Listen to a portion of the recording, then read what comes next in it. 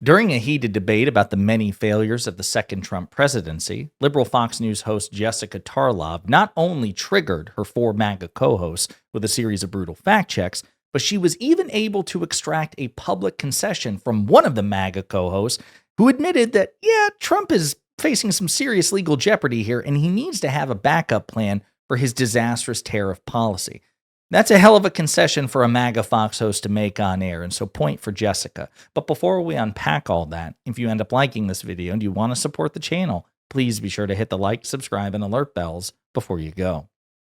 All right, friends, we have several clips to play here. Again, small victories and silver linings in the age of Trump. These are things we have to lift up and celebrate, okay? And for Jessica to get this concession from a MAGA Fox News host about the vulnerability Trump has legally in trying to make his case for tariffs, that's a big deal. And so we're going to play this clip and unpack it together. He's doing this because he knows that I'm right about it. You brought it up. Because I'm just right. responding I brought up to your erroneous assertions. In just the last month, 96% of federal district court rulings went against the Trump administration because they are not following those anywhere. All right, but we're still moving the bad hombres out of here. They're Trump appointees. They're Bush appointees. It's all appealable. It will be appealed.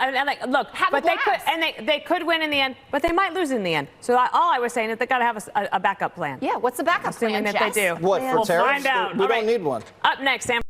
So even Jesse Waters was, we don't need a backup plan just because we're facing one legal defeat after another. And Emily Campaign, oh, it's appealable. Yeah, and you might lose on appeal. What's your point? Right now, the legal momentum is against Trump. That's not to say he won't prevail in the end. It's not to say that he won't defy the courts as he has occasionally done in the second term.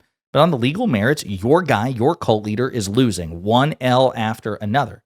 It's not been exclusively defeats, but it's been predominantly defeats. And even Dana Perino recognizes this. Yeah, he might lose in the end, and he's been losing so far. So maybe he should have a backup plan. Even that concession is enough to piss Jesse Waters off. How dare you? We don't need a backup plan. Trump is God and perfect and infallible and can do no wrong. He's an amazing lover. It's pathetic. Here's another clip. And what the Democrats are arguing, and what I think you couldn't deny, is that it's reckless at this moment to ram through trillions of dollars in tax cuts for the wealthy when you haven't cut any of the spending, which is why Ron Johnson right now is a no, Rand Paul is a no, and they don't have the numbers for this. And I'm not saying that the Democrats are going to get Elon Musk back, right?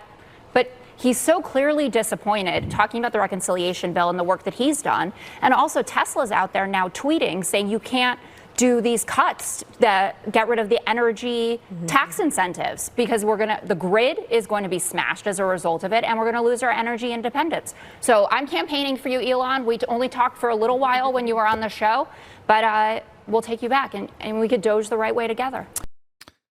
She's being a bit optimistic there. I don't know if I guess if I'd rather have Elon Musk as an ally than an enemy. If you held a gun to my head and forced me to choose, he's the richest man on earth, one of the most powerful men on earth. But man, he has damaged so much of the body politic and political discourse in this country with his conspiracism, with his censorious instincts, with his attacks on marginalized communities. I mean, this guy needs serious rehabilitation, mentally, before he can have a political rehabilitation. But again, I take her point, and I'm sure her co-host did not enjoy it, with the fact that the former shadow president and primary bankroller of the entire Republican Party at this point is damn, this reconciliation bill sucks. And it does. It's not fiscally responsible by conservative standards, and it also jeopardizes some of Musk's biggest ventures, which is hilarious because he married himself effectively to the Trump administration to try to benefit from it as much as possible. So, he's, effectively neutered investigations into as many businesses. I mean, he's engaged in some serious corrupt dealings as a consequence of his proximity to the White House. But Trump's actions are also in serious jeopardy of screwing him over. And I got to love it. So good on Jessica Tarlov for pointing that out, and also pointing out that right now, Donald Trump, at least as of this moment, does not have the votes to pass his one big beautiful bill. And hopefully Republican opposition continues. Here's another clip. You're saying how much you need men. Young men idolize Elon Musk. They want to be him. They want to be based. They want to ride around in his trucks, and they want to hang with big balls. And now every time you attack Elon Musk, you're attacking all of the young men that you need for your party to survive. You're attacking a living legend. We're talking Rockefeller, Ford, Jobs. Who's against him? Booker? He's a footnote. Liz Warren, what has she ever done? This man's expanding civilization. He's cut spending. He's actually found fraud. Where? You've never found it, Jessica. And while he was doing that, he rescued astronauts that they then mocked while they praised Katy Perry. Yeah, no one praised Katy. See, it's memes at this point because they know they can't offer any sort of like substantive, argument against Jessica there. Number one, yes, the Democratic Party in terms of polling clearly has an issue appealing to men at this point. I know that that's been a serious point of debate. It was subject on the most recent episode of Live and Learn. The reasons for this are unknown. It may be class-related more than gender-coded. Who knows? But as of right now, obviously men are voting in much greater numbers for the Republican Party than the Democratic Party. But you know what? The Republican Party has a woman issue in the sense that they are not appealing to women. They also are not interested whatsoever in engaging in introspection, trying to appeal to women, but we'll see what happens there. Again, it's so funny to hear Jesse Waters praise Elon Musk here talking about savings. Well, the savings that he purports to have is going to be vaporized by Trump's one big beautiful bill, which is again why Jessica says that Elon Musk correctly opposes the bill. But he also promised $2 trillion worth of tax cuts, or not tax cuts, $2 trillion worth of Doge cuts, and was orders of magnitude off. And I love how Jessica called him out on the fraud thing. He found fraud. Where? And then they move on because fraud is a crime, which entails prosecution. Where are the prosecutions for the fraud? Here's another clip. Jessica, we hired someone from one of my shows, and after the hiring, we look at the social media, and she's photoed with Don Lemon. No. And I'm like, you hired this person? It's like it's too late after that. Like a terrorist. It might as well be. Well, is she still on your team? No, not the person we hired. I was talking about Lemon. He's a terrorist. Oh, thank God. Anyway, this is uncomfortable. If you still work here, I hope you're okay. No, she's gone. Very, very free speech inclined.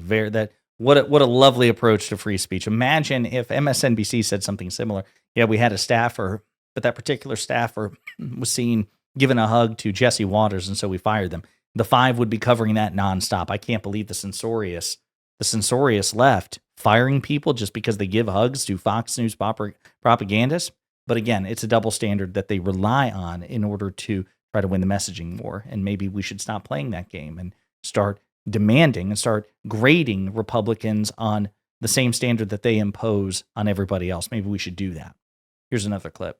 The content of what she was saying, if you listen to the entire interview, you would completely agree with. She was saying that Democrats have to stop demonizing men. She said, just hang out and be normal. She was talking about going to frat parties and just talking to people. And she is right. So many of the younger men that voted for Donald Trump are not Republican ideologues. They're people like Theo Vaughn and Joe Rogan, who used to be a Bernie Sanders guy, and they are pro-choice. They are pro-gay marriage. Now, they vote on the economy, and this demonization of young men was a major motivating factor, but the Republican Party has all but squandered that advantage. Now, with young voters, Trump's back down 20. That's what the margins were in 2020. But as for the taco stuff, we didn't invent it. It came from Wall Street. It came from the people who actually need to follow him, and they need to see what he's doing in order to make money, which is everyone's most important thing. So this isn't about us. And also, people find it fun. Like, Donald Trump was mocked into running for president in 2011 at the White House Correspondents' Dinner. Barack Obama mocked him. Don't argue with that. We're just saying it's lame. No, we're happy with you doing it. Fun. They get triggered with making fun of Donald Trump. They're triggered by it. Trump was triggered by the taco taunt, and Fox News, who loves to, they love Republicans trolling and mocking Democratic lawmakers. They themselves do it. They can't handle Donald Trump in turn being mocked, not by Democrats, but by Wall Street, because of stupid things that Donald Trump has done, particularly prosecuting his tariff war, which has been an abject disaster. as reflected in the polls. That's Wall Street's perception. And Trump was triggered when the taco acronym was brought to his attention. His reaction is what made it hilarious, not even the term itself.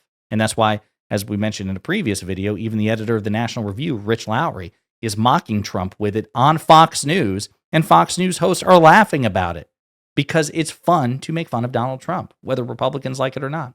One last clip.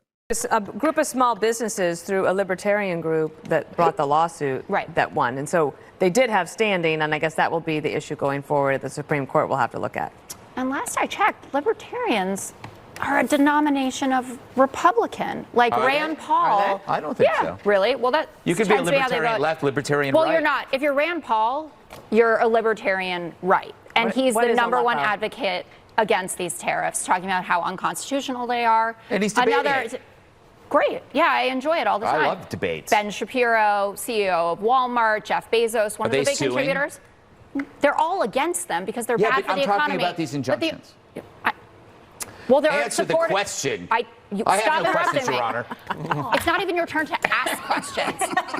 They're doing their usual dance, which is I'm a victim. Like Peter Navarro tried it with Liz Clayman earlier in the 3 p.m. hour. He goes, oh, this rhino judge who was appointed by Donald Trump. Every single important plank of his platform is being taken down in court because it's unlawful and it's unconstitutional. Immigration, tariffs, education, and visas, targeting the law firms. Where has the immigration plank been taken down? Every single time that the Alien Enemies Act comes up, it gets laughed out Getting of court. bad hombres out of the country, lickety That's split. not what no. We're talking about sending people to seek. There's like one guy, Jessica. That's not just one guy. It's hundreds of people. And where is the Maryland dad, by the way? Yeah, what happened to Maryland? Oh my God! So the court This said is they had funny, to bring him back, and he never came back. So who cares, right? Just for the record, he's doing this because he knows that I'm right about it. You brought it up. He is doing that because he knows you're right about it 100%. He'll lose to her in a debate 11 times out of 10. That's how inferior he is in terms of both intellect and facts. He has to resort to trolling and heckling because he just can't withstand her in a debate. But she's right. Donald Trump, again, suffering numerous legal defeats, and he is getting a degree of pushback from the libertarian right, the laissez-faire free market right. Of course, again, I have no sympathy for them because Donald Trump did publicly campaign on imposing tariffs, and they stupidly thought, well, we're voting for him in hopes that he doesn't do what he says he's going to do, which is just a weird calculus, or they thought they could manipulate him. So again, it's basically like watching two kaiju in a Godzilla movie, right? Let them fight, because both sides in this are particularly awful, even though obviously the likes of Shapiro are right in terms of these sweeping tariffs from Trump. They are right on this particular issue, but Trump is a monster of their own creation. So I don't have much by way of sympathy, but it certainly undercuts the notion that this is a good idea from Trump. And I like that Jessica's hitting them with the fact that right-wing Republicans and right-wing Trump supporters are openly breaking with him in increasing numbers because of his terrible tariff policy. Again, it's just simply a matter of fact that it is disastrous. And at this point, people like Jesse Waters won't admit it because they're performatively cultish. They understand that, okay, Fox viewers don't support neocons and free market capitalists, or what, they just support Trump. Whatever Trump says at any given time, if Trump is pro-tariff, damn it, the Fox News viewer base wants tariffs. If Trump comes out against tariffs tomorrow, they'll swing with Trump on that as well. And Jesse Waters is smart enough to know, I just need to align with Trump on whatever issue, no matter how many ducks and weaves and pivots he engages in. But it puts Waters in a position where he can't, therefore, engage in a good faith debate against Jessica Tarlov. She'll crush him every time. So he has to resort to this. Dana Perino, who's the least MAGA of the MAGA co-hosts there, on the other hand, will admit that Trump is in serious legal jeopardy with respect to some of his policies, and he does need a backup plan because of the many defeats he's racking up. That's progress, however small. In the meantime, let me know what you think in the comments.